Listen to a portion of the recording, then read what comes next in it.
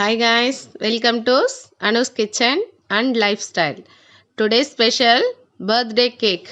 Birthday cake எப்படி செய்யலான்ட்டு பார்க்கலாம். இன்னைக்கு காவியாக்கு பர்த்டே, ஸோ எப்படி செய்யலான்னு பார்க்கலாம். இதெல்லாம் தேவையான இன்க்ரீடியன்ஸு. கேக் செய்யறதுக்கு நான் வந்து 1 கப் மைதா, 3/4 கப் சுகர், இந்த சேம் ஈக்குவல் தான் இந்த 2 கப்புமே.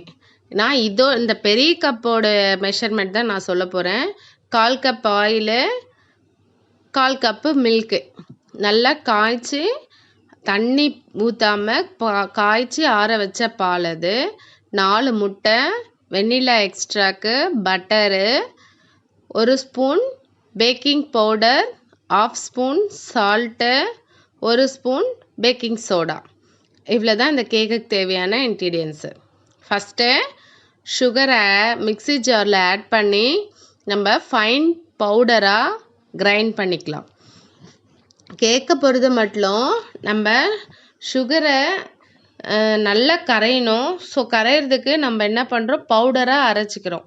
எவ்வளோ மேக்ஸிமம் அரைக்க முடியுமோ அவ்வளோ பவுடராக நல்லா ஃபைன் பவுடராக அரைச்சிடுங்க. பாருங்கள், இந்த மாதிரி ரொம்ப சாஃப்டாக வரணும். நெக்ஸ்ட்டு ஒரு பவுல் எடுத்துக்கலாம். பவுல் எடுத்துக்கிட்டு நம்ம நான் இந்த 1 கப்பு மாவுக்கு நான் சொல்கிற ரேஷோ இது. 4 முட்டை போதுமானதாக இருந்துச்சு. ஸோ 4 முட்டையும் நான் உடச்சி அதில் ஊற்றிக்கிறேன். இப்போது நம்ம இந்த முட்டையை எக்கு தனியாக ஒயிட் தனியாக நம்ம பிரிக்கணும். இந்த பிரிக்கிறதுக்கு தேவையான டூல்ஸ்லாம் கூட வந்துடுச்சு. பட் என்கிட்ட அந்த மாதிரி எதுவும் இல்லை. நான் இந்த மாதிரி ஊற்றிட்டு இங்கே பாருங்கள், லைட்டாக வச்சு அந்த ஒயிட்டை வெளியே தள்ளிட்டு எல்லோவை ப்ரெஸ் பண்ணி விட்டிங்கன்னா ஒயிட்லாம் வெளியே வந்துடும். நம்ம இது ஜல்லிக்கண்டியில் கூட பண்ணலாம். பட் அது யாருக்குன்னா ஒருத்தர் கூட இருக்கணும். ஸோ இப்போ பீட் பண்ண போகிறோம். ஒயிட்டை மட்டும் எவ்வளோ நல்லா பீட் பண்ண முடியுமோ அவ்வளோ நல்லா பீட் பண்ணிக்கோங்க. பீட் பண்ண நமக்கு நல்லா சூப்பராக பஃபியாக பாருங்களேன், க்ரீம் மாதிரி எவ்வளோ ஷைனிங்காக வந்திருக்கு. வெறும் முட்டை மட்டும்தான் இது. நான் இதோட எதுவும் ஆட் பண்ணல. நம்ம எவ்வளோ பீட் பண்ணுறோமோ அவ்வளோ பனி மாதிரி பொங்கி வரும். இப்போ எக்கு எல்லோ இருக்கு இல்லையா, அதை பீட் பண்ணிக்கலாம். அது லைட்டாக தான் பண்ணோம். ஆல்ரெடி நான் ஒரு ஸ்பேட்ச் வச்சுட்டேன் கேக்குக்கு. நான் டபுள் டக்கர் கேக் செய்ய போகிறேன், 1 மேலே 1. ஸோ இதுக்கு 2 கேக் தேவைப்படும். ஆல்ரெடி ஒரு பேட்ச் வச்சுட்டேன். இது செகண்ட் பேட்ச் பண்ண போகிறேன். இப்போ இதுக்கு வந்து 2 எக்ஸ் எல்லோ தான் போட்டிருக்கேன் நான். அது நான் ஃபஸ்ட்டு காமிச்சது ஃபஸ்ட்டு வீடியோ, கேக்கோட வீடியோ. இது வந்து இன்னும் கொஞ்சம் கம்மி ரேஷியோவில் எடுத்துருக்கிறதால இதுக்கு 2 எக்ஸ் எல்லோ போட்டிருக்கேன். நம்ம இதோட baking powder, baking soda, oil, milk இதோட ஆட் பண்ணிக்கலாம். ஆட் பண்ணி நல்லா பீட் பண்ணிக்கலாம். அம்மா பீட் பண்ணிகிட்டே இருந்தாங்க, நான் ஒன்று ஒன்றா ஆட் பண்ணிகிட்டே இருந்தேன். இப்போ சுகர் ஆட் பண்ணுறேன். நான் சொன்ன ரேஷியோவில் சுகர் வந்து மாவு 1 கப்புன்னா சுகர் 3/4 கப். இதை கரெக்டான ரேஷியோ. நம்ம பீட் பண்ணிக்கலாம். இது எல்லோ மட்டும் ஜாஸ்தி பீட் பண்ணக்கூடாது.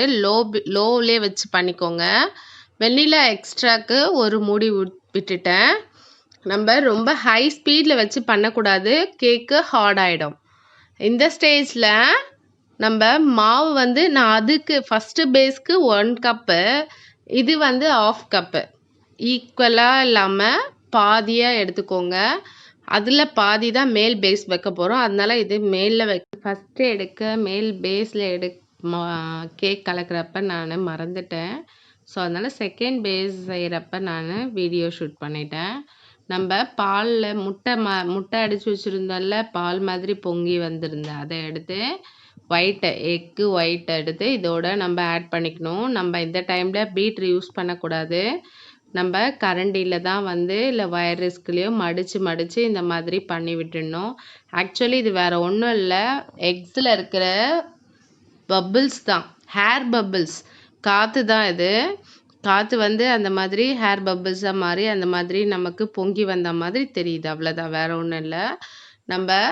நான் வந்து இந்த டின் தான் எடுத்திருக்கேன். இதில் பட்டர் அப்ளை பண்ணிவிட்டு மேலேயும் ஷீட் கீழவும் பட்டர் பேப்பர் கீழவும் பட்டர் அப்ளை பண்ணணும், மேலேயும் அப்ளை பண்ணணும், கார்னர்ஸ்லேயும் அப்ளை பண்ணிவிடுங்க.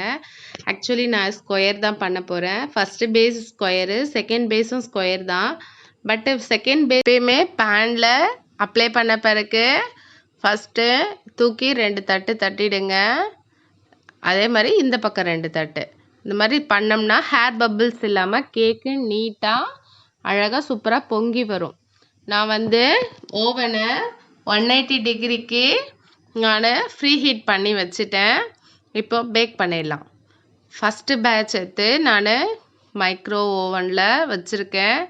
180 டிகிரிக்கு நம்ம ஃப்ரீ ஹீட் பண்ணிவிட்டு நெக்ஸ்ட்டு நம்ம இதை வந்து 20 மினிட்ஸு பேக் பண்ணிடலாம்.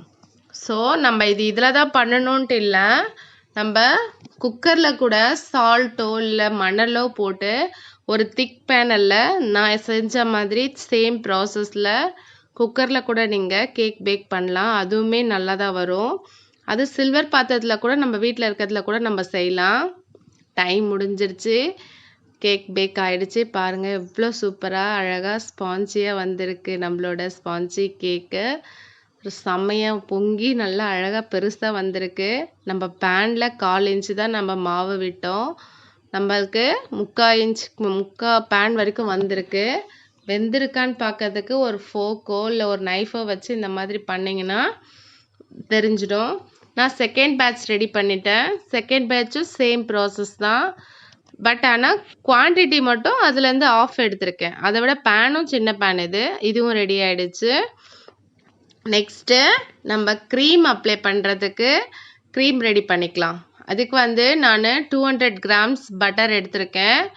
200க்கு ஈக்குவல் ரேஷியோவில் சுகர் எடுத்திருக்கேன். சுகர் வந்து பவுடர் சுகர் தான். நான் சுகரை மிக்சியில் பவுடர் பண்ணி வச்சுருக்கேன். ரொம்ப சாஃப்டாக பவுடர் பண்ணி வச்சுருக்கேன். இப்போ நம்ம க்ரீம் எப்படி செய்கிறதுன்னு பார்க்கலாம். பட்டரை ஃபஸ்ட்டு பீட் பண்ணிக்கணும். ஸோ பட்டர் எடுத்து போட்டுக்கிறேன். ஃபஸ்ட்டு பீட்டரை ஸ்லோலியே வச்சு பண்ணுங்க. எடுத்த எடுப்பில் பட்டர் வந்து நம்ம ஃப்ரிட்ஜ்லேருந்து எடுத்துருக்கோம் இல்லையா, ஸோ எடுத்த எடுப்பில் நம்ம ஹையில் வச்சு பண்ணோம்னா அது சரி வராது.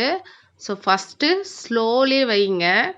நான் ஸ்லோவில் தான் வச்சுருக்கேன். ஆல்ரெடி ஒரு 10 நிமிஷம் பிஃபோர் நான் எடுத்து பட்டரை வெளியே வச்சுட்டேன் ரூம் டெம்பரேச்சருக்கு. ஃபஸ்ட்டு எப்பயுமே பண்ணுறப்ப ஃபஸ்ட்டு எல்லோவாக இருக்கும். 2 செகண்ட்ஸ் கழித்து அது வந்து லைட் எல்லோவாக மாறும். நம்ம சுகர் ஆட் பண்ண அது ஒயிட் கலராக மாறிடும். ஸோ இதுதான் கான்செப்டு. நம்ம ஃபஸ்ட்டு பண்ணுறப்ப கொஞ்சம் மேலெல்லாம் தெளிக்கும். நீங்கள் ஸ்லோவில் வச்சு பண்ணுங்கள். உங்களுக்கு ப்ராக்டிஸ் இருந்துச்சுன்னா நீங்கள் ஹையில் வச்சு பண்ணலாம். பாருங்கள் எனக்கு மேலெல்லாம் கொஞ்சம் வர ஆரம்பிச்சிச்சு. நான் வந்து அமுல் ஃப்ரெஷ் க்ரீம் தான் எடுத்திருக்கேன். அமுலில் தான் நல்லாயிருக்கும். ஸோ அமுலில் தான் எடுத்திருக்கேன். கூட எனக்கு யாரும் இல்லை. அம்மா கொஞ்சம் உடம்பு டயர்டாக இருக்குன்னு போயிட்டாங்க. ஸோ அதனால் நான் ஒண்டியே தான் பண்ணேன். க்ரீமு மேலெல்லாம் கொஞ்சம் தெளிச்சிடுச்சு. யாராச்சும் இருந்தாங்கன்னா நமக்கு அதை கொஞ்சம் பேலன்ஸ் பண்ண. ஆல்ரெடி வந்து இந்த பீட்ரு வந்து கொஞ்சம் வெயிட்டு. ஸோ அதனால் என்னால் ஒரு கையில் பீட்ரு வச்சுட்டு என்னால் அதை பண்ண முடியல. கொஞ்சம் ஃபஸ்ட்டு கொஞ்சம் கஷ்டமாக இருக்கும். அப்புறமே நமக்கு க்ரீம் வந்து எப்பயுமே கொஞ்சம் நேரம் ஆக ஆக அந்த சுகர்லாம் மெல்ட் ஆன பிறகு ரொம்ப லேஸாக தான் இருக்கும். ஸோ இந்த ஸ்டேஜில் நான் வந்து இதில் இப்போ நான் ஒரு டைம் சுகர் ஆட் பண்ணுறப்போ ஒரு டைம் நான் ஃப்ரெஷ் மில்க் ஆட் பண்ணுறப்போவும் நான் வந்து ஒரு 5 நிமிஷம் ஃப்ரிட்ஜில் வச்சுட்டு நான் எடுக்கிறேன். ஸோ அதை நீங்கள் ஃபாலோ பண்ணிக்கோங்க. நம்ம எப்பயும் அட் அ டைமில் ஓவர் ஹீட் கொடுத்து ஒரேடியாக க்ரீமை பீட் பண்ணுறதை விட 5 நிமிஷம் பீட் பண்ணிவிட்டு ஃப்ரிட்ஜில் எடுத்து வச்சுருங்க. ஃப்ரிட்ஜில் வைங்க, ஃப்ரீசரில் வேண்டாம். ஃப்ரிட்ஜில் வச்சுட்டு திருப்பி 5 நிமிஷம் கழித்து திருப்பி பீட் பண்ணுங்கள். அப்படி பண்ண நமக்கு ஷைனிங் வரும். இது வந்து மில்க் மேடு, நெஸ்லேயில் மில்க் மேடு ஆட் பண்ணுறேன் நான் டேஸ்ட்டுக்காண்டியும். அதுவுமே ஒரு டைமும் ஒரு ஸ்பூன்ட்டு நான் 3 ஸ்பூன் ஆட் பண்ணியிருக்கேன். ஸோ க்ரீம் மட்டும் எப்படியும் கொஞ்சம் டைம் ஆகும். பட் ஆனால் நல்லாவே சூப்பராக வந்துச்சு எனக்கு. இதில் வந்து வெண்ணிலா எக்ஸ்ட்ராக்ட் ஃப்ளேவர்க்காண்டியும் நான் வெண்ணிலா எக்ஸ்ட்ராக்ட் போட்டிருக்கேன். உங்களுக்கு என்ன ஃப்ளேவர் வேணுமோ அந்த எசன்ஸை நீங்கள் ஆட் பண்ணிக்கலாம். நான் வந்து வெண்ணிலா தான் போட்டிருக்கேன். பாருங்கள் இப்போ முன்னை விட இப்போ க்ரீம் எவ்வளோ ஷைனிங்காக எவ்வளோ சூப்பராக வந்துச்சு. நெக்ஸ்ட்டு நான் அதில் பாதி க்ரீமை வந்து நேம்ஸ்லாம் எழுதுறதுக்காண்டியும் ஃப்ளவர்ஸ் டெக்கரேட் பண்ணுறதுக்கு நான் பாதி எடுத்துட்டேன்.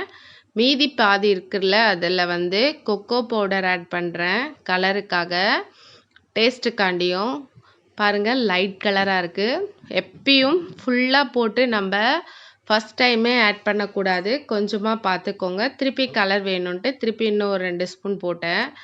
அவ்வளோதான், நம்மளுடைய க்ரீம் வந்து சூப்பராக ஷைனிங்காக தக்கன்னு ரெடி ஆகிடுச்சு. ரொம்ப ஈஸியாகவே ரெடி ஆகிடுச்சு. நான் இப்போ கேக் பேன்லேருந்து எப்பயுமே நம்ம கேக்கை பேக் பண்ணி முடித்த பிறகு ஒரு 1 ஹவர் ஆற விட்டுட்டு தான் நம்ம கேக் டின்லேருந்து கேக் எடுக்கணும். கேக் டின்லேருந்து கேக்கை கவுத்தி எடுத்த உடனே பட்டர் ஷீட்டை நம்ம பார்த்து மெல்லமாக பிச்சு எடுத்துடணும். அழகாக வந்துடும். கேக் நல்லா வெந்து இருந்ததுன்னா அழகாகவே பட்டர் ஷீட் வந்துடும். பாருங்கள் எவ்வளோ சூப்பரான கேக் நமக்கு ஸ்பாஞ்சியாக அழகாக வந்துடுச்சு. செகண்ட் பேஸ் எடுத்துடலாம். செகண்ட் பேஸும் நல்லாவே அழகாக வந்துடுச்சு. பட் ஆனால் என் பொண்ணு தான் அதை குத்தி கொலை நாசம் பண்ணிட்டா. கொஞ்சம் கொஞ்சமாக ஃபோக்ஸ் ஸ்பூனை வச்சு கட் பண்ணி எடுத்து சாப்பிட்டுட்டா. ஸோ அதனால் எனக்கு அந்த ஷேப் கொஞ்சம் மாறிடுச்சு. நான் க்ரீமை வச்சு நான் மேட்ச் பண்ணுறேன். ஆக்சுவலி நம்ம க்ரீம் அப்ளை பண்ணுறதுக்கு முன்னே கேக்கை ஃப்ரிட்ஜில் ஒரு 1/2 hour வச்சுருங்க. க்ரீமும் நம்ம அடித்து ஒரு 10 நிமிஷமாவது ஃப்ரிட்ஜில் வச்சு தான் நம்ம அப்ளை பண்ணோம்னா நம்ம பண்ணுற ஷேப்புக்கு அழகாக வரும்.